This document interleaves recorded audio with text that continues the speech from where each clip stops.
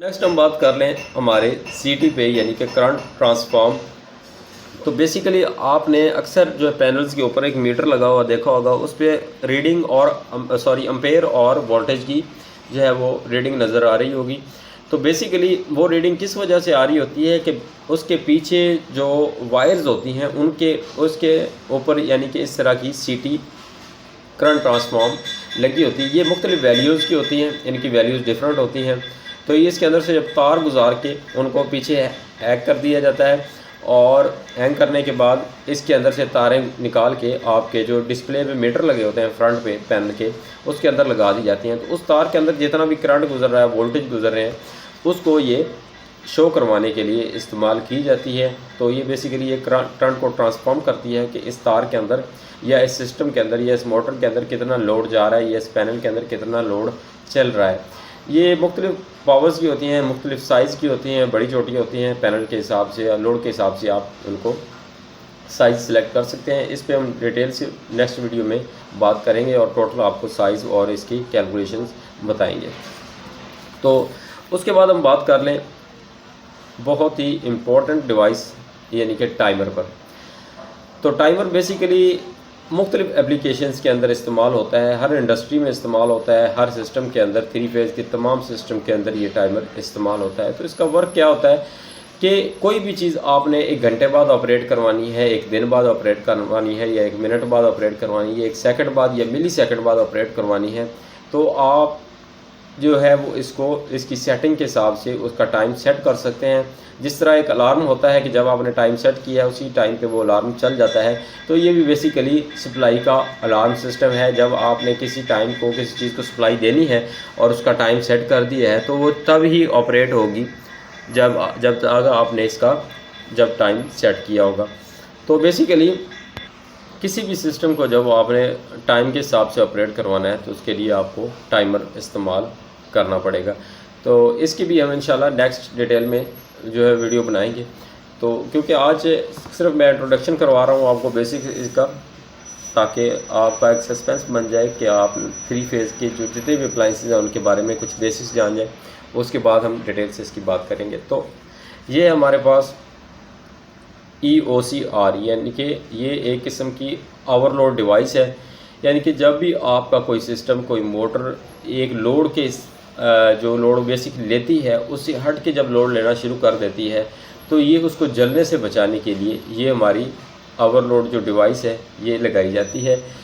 तो ये वेरिएबल होती है, आप किसी भी लोड के लिए इस्तेमाल कर सकते हैं। आप आधे एम्पेयर से लेकर यानी कि उससे उतर जितना भी एम्पेयर होता है, 20, 30 एम्पेयर, 40 एम्पेयर, यानी कि जितना भी लोड होता है उस हिसाब से आप इसको सेट कर सकते हैं। तो इसकी मुख्तलिफ जो है रीडिंग्स हैं, यानी कि आपने कितने एम्पेयर पे सेट करनी है, कितना उसको ओवर टाइम देना है, कितना यानी कि उसको डिले टाइम देना है। यानी कि फ़र्ज़ करें कि अगर आप एक मोटर है तो वो 10 एम्पेयर लेती है, तो वो अगर 20 एम्पेयर लेने शुरू हो गई तो वो इसका कितने सेकंड तक इसको डिले करवाए। फ़र्ज़ करें कि अगर वो 10 से 15 एम्पेयर लेने लग गई है और चीज़ आपकी 5 एम्पेयर की है, तो आप यहाँ से उसका टाइम सेट कर सकते हैं कि वो कितने टाइम तक उसको डिले करवाए। और यहाँ से उसके एम्पेयर सेट कर सकते हैं कि उसने कितने एम्पेयर की चीज़ है। फ़र्ज़ करें कि अगर 1 एम्पेयर की चीज़ है तो आप उसको 1.5 एम्पेयर पे सेट कर सकते हैं, ताकि कुछ थोड़ा बहुत किसी वक्त लोड भी उस पर पड़े तो ये उसको 5 सेकंड तक डिले करवाए और उसके बाद उसको ट्रिप करवा दे। तो बेसिकली ये इसका रीसेट का बटन है और ये टेस्ट का बटन है। टेस्ट पे आप इस पर टेस्ट कर सकते हैं कि आपकी चीज़ ट्रिप कर रही है, और रीसेट जब ये ट्रिप कर जाती है तो उसको रीसेट करने के लिए ये उसके ऊपर जो है वो इसकी करंट ट्रांसफॉर्म यानी कि सीटी लगी हुई, इसके अंदर से आप उसकी तारें गुजार दें तो ये उसके करंट उसके जाने वाला जो करंट है उसको खुद ही रीड करेगी और ओवरलोड होने पे या कोई फॉल्ट आने पे उसको बंद करवा देगी और जलने से बचा लेगी। तो उसके बाद बात कर लें हमारे पास ये रिले के हवाले से। तो बेसिकली इसके भी कनेक्शन जो है वो नॉर्मली ओपन और नॉर्मली क्लोज़ होते हैं। तो इसको भी 220 वोल्ट्स की सप्लाई देनी पड़ती है। ये आप डायग्राम देख सकते हैं, इसके ऊपर ये A1 और A2 मेंशन है, ये बेसिकली इसकी मेन सप्लाई है।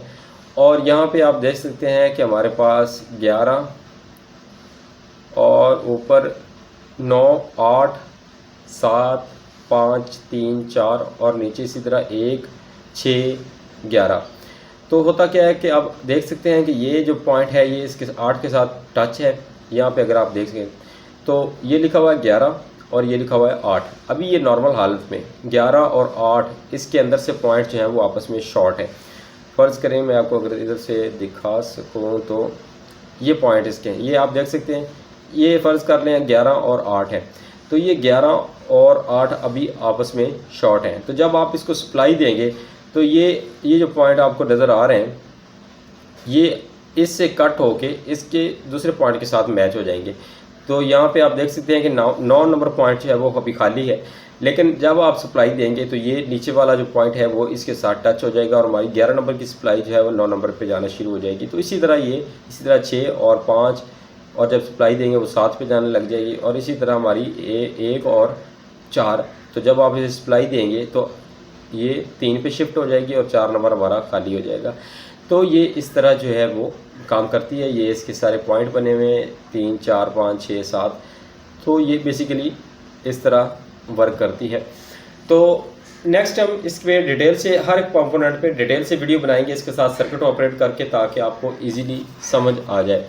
तो उम्मीद करता हूँ कि आपको ये वीडियो पसंद आई होगी। हमारे चैनल को सब्सक्राइब ज़रूर कर दीजिएगा। आप चैनल को सब्सक्राइब नहीं करते, आप वीडियो मुकम्मल देखते भी हैं लेकिन फिर भी चैनल को सब्सक्राइब नहीं करते, तो हमारे चैनल को सब्सक्राइब ज़रूर कर दीजिए ताकि मज़ीद ऐसे आने वाली वीडियोज़ आप तक पहुँच सके। दुआ में याद रखिएगा। अल्लाह हाफ़िज़।